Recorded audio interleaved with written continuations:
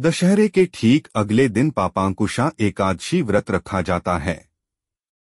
मान्यता है कि एकादशी व्रत में विधि विधान से पूजन करने के बाद कथा को पढ़ना या सुनना चाहिए।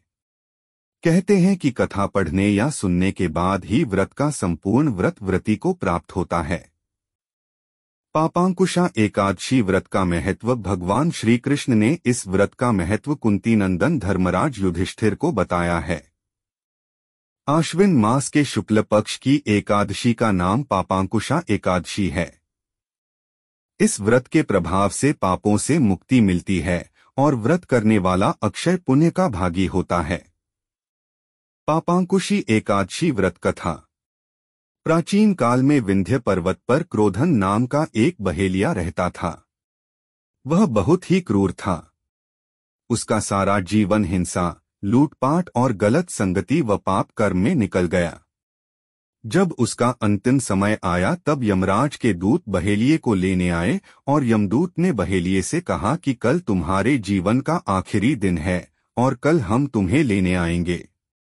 यह बात सुनकर बहेलिये बहुत भयभीत हो गया और महर्षि अंगिरा के आश्रम में पहुंचा और महर्षि अंगिरा के चरणों पर गिरकर प्रार्थना करने लगा।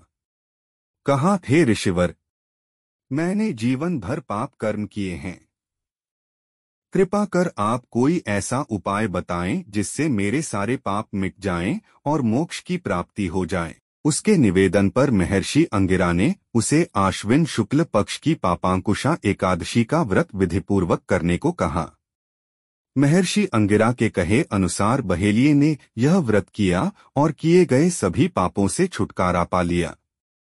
इस व्रत पूजन के बल से बहेलिया भगवान विष्णु के लोक को गया। जब यमराज के यमदूत ने इस चमत्कार को देखा तो वह बहेलिये को बिना लिए ही यमलोक वापस लौट गए।